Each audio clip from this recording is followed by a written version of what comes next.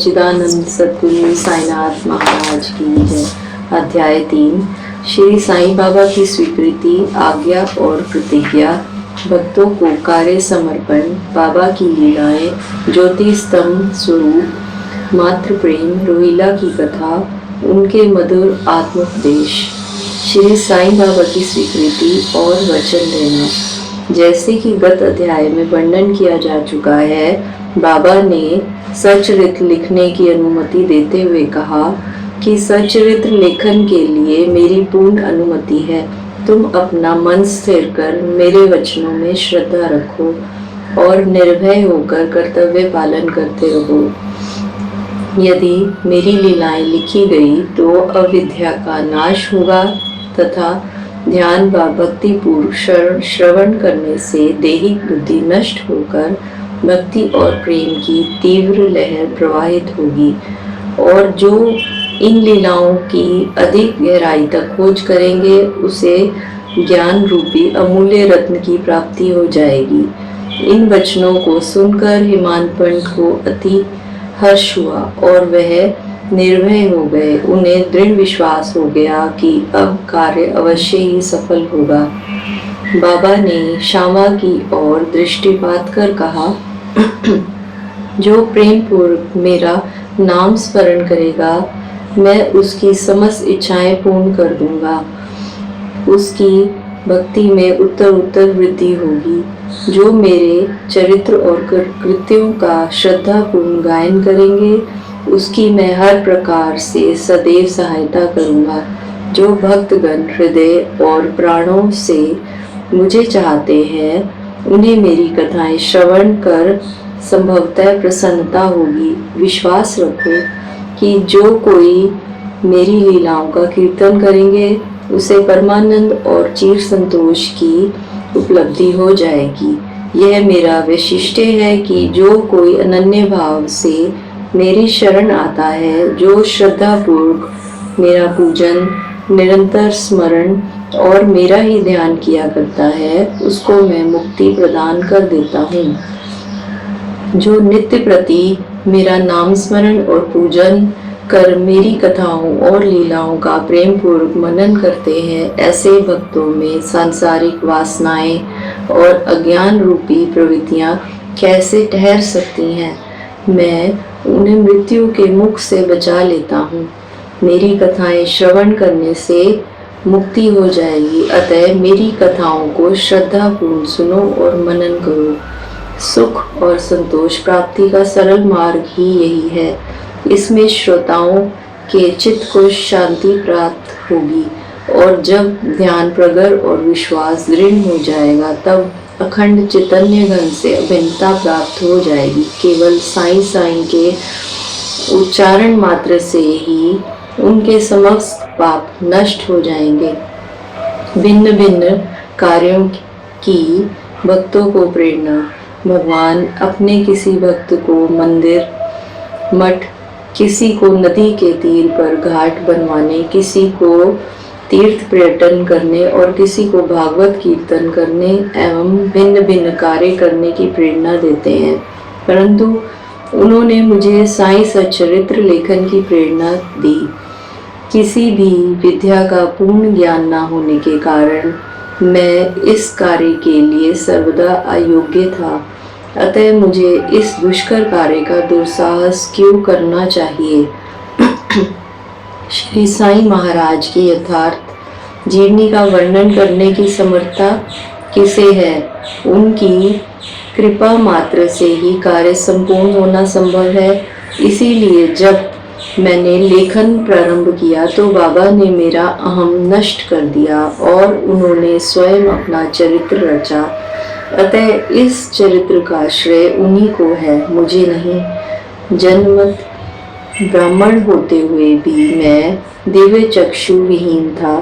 अतः साईं सच्चरित्र लिखने में सर्वदा अयोग्य था, परंतु श्री हरि कृपा से क्या संभव नहीं है। मूक भी वचाल हो जाता है और पंगु भी गिरिवर चढ़ जाता है।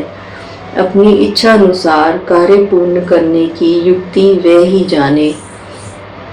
हारमोनियम और बंसी को यह आभास कहाँ कि ध्वनि कैसे प्रसारित हो रही है, इसका ज्ञान तो वादक को ही है।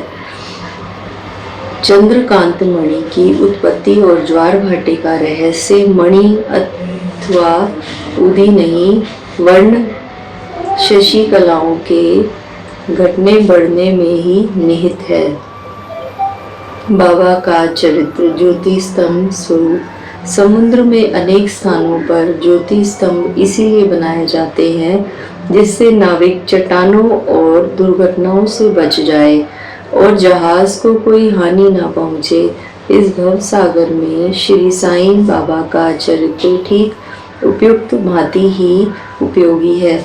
वह अमृत से भी अति मधुर और सांसारिक पथ को सुगम बनाने वाला है। जब वह कानों के द्वारा हृदय में प्रवेश करता है तब देहिक बुद्धि नष्ट हो जाती है और हृदय में एकत्रित करने से समस्त कुशंकाएं लोप हो जाती हैं। अहंकार का विनाश हो जाता है तथा बौद्धिक आवरण लुप्त होकर ज्ञान प्रकट हो जाता है। बाबा की विशुद्ध कीर्ति का वर्णन निष्ठापूर्वक श्रवण करने से भक्तों के पाप नष्ट होंगे, अतः यह मोक्ष प्राप्ति का भी सरल साधन है।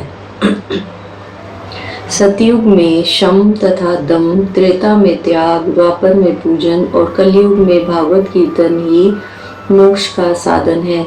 यह अंतिम साधन चारों वर्णों के लोगों को साध्य भी है। अन्य साधन योग, त्याग, ध्यान, धारणा आदि आचरण करने में कठिन है, परंतु चरित्र तथा हरि कीर्तन का श्रवण तो अत्यंत ही सुलभ है। केवल उन पर ध्यान देने की ही आवश्यकता है। कथा श्रवण और कीर्तन से इंद्रियों की स्वाभाविक वेश्याशक्ति नष्ट हो जाती है और भक्त वासना रहित होकर आत्म साक्षात्कार की ओर अग्रसर हो जाता है। इसी फल को प्रदान करने के हेतु उन्होंने सच्चरित्र की रचना कराई। भक्तगण अब सरलता पूर्वक चरित्र का अवलोकन करें और साथ ही उनके मनोहर स्वरूप का ध्यान कर गुरु और भागवत भक्ति के अधिकारी बने तथा निष्काम होकर आत्म साक्षात्कार को प्राप्त हो। साईं सच्चरित्र का सफलतापूर्ण स्मरण संपूर्ण होना यह साईं महिमा ही समझे। हमें तो केवल एक निमित्त मात्र ही बनाया गया है। मात्र प्रेम गाय का अपने बछड़ों पर प्रेम सर्वविदित ही है। उसके स्तन सदैव हृदय सदैव दुग्ध से पूर्ण रहते हैं और जब भूखा बछड़ा स्तन की ओर दौड़ कर आता है तो दुग्ध की धारा सर्वत्र प्रवाहित होने लगती है। उसी प्रकार माता भी अपने बच्चों की आवश्यकता का पहले से ही ध्यान रखती है और ठीक समय पर स्तनपान कराती है।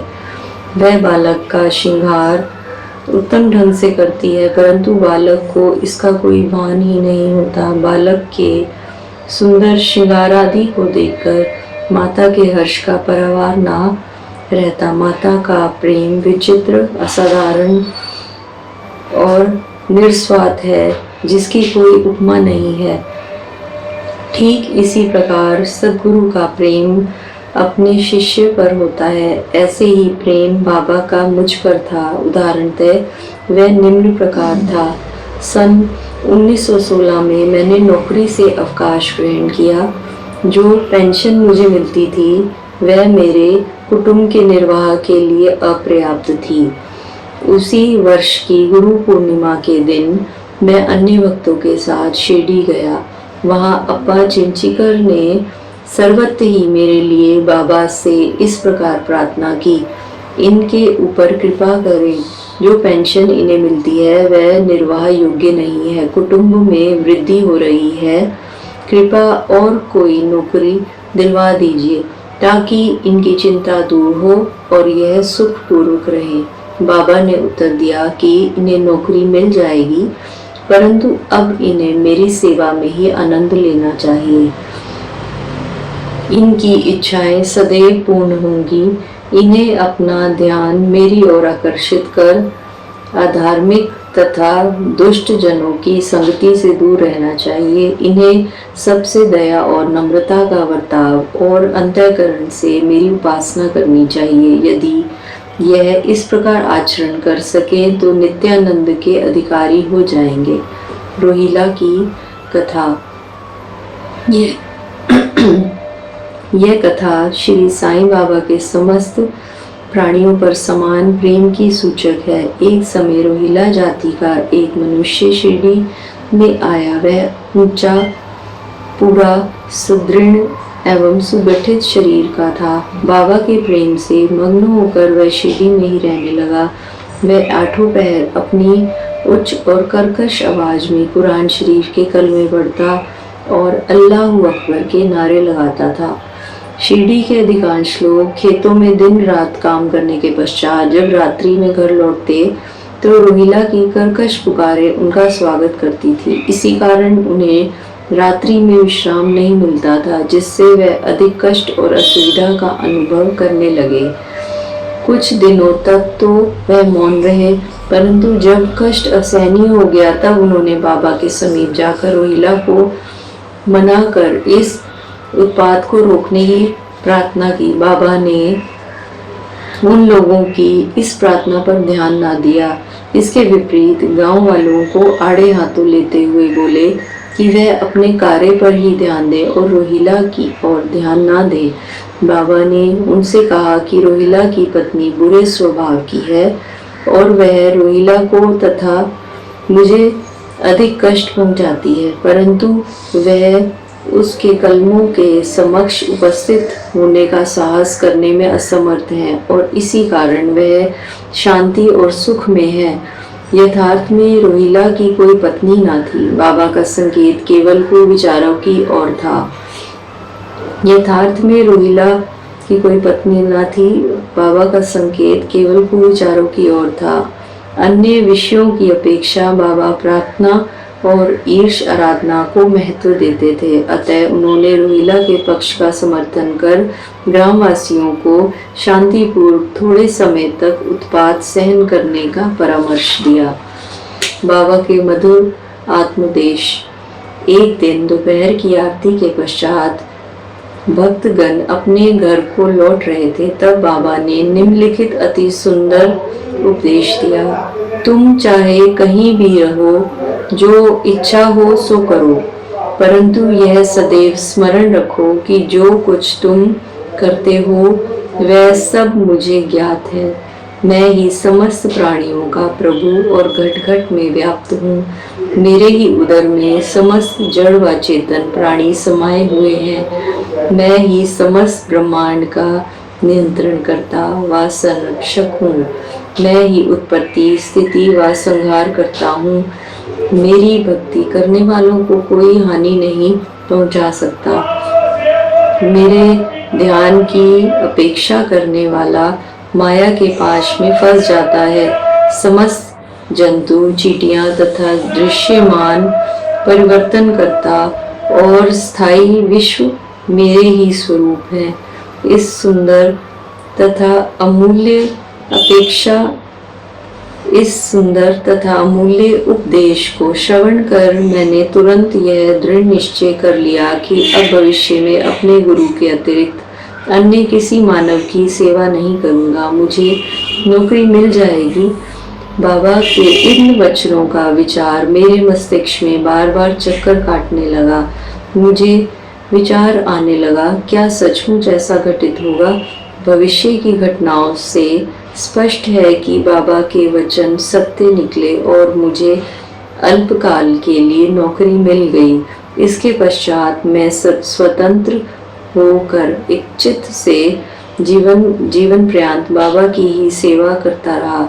इस अध्याय को समाप्त करने से पूर्व मेरे पाठकों से विनम्र प्रार्थना है कि वे समस्त बाधाएं जैसे आलस्य, निद्रा, मन की चंचलता व इंद्रिय आसक्तियां दूर कर और इच्छित हो अपना ध्यान बाबा की लीलाओं की ओर दें और स्वाभाविक प्रेम निर्माण का भक्ति रहस्य को जाने तथा अन्य साधनाओं में व्यर्थ सम्मिलित न हो।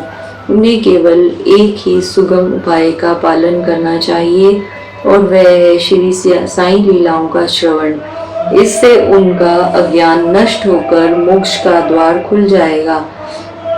जिस प्रकार अनेक स्थानों में भ्रमण करते हुए भी लोभी पुरुष अपने गड़े हुए धन के लिए संतत चिंतित रहता है, उसी प्रकार श्री साईं को अपने हृदय में धारण करो।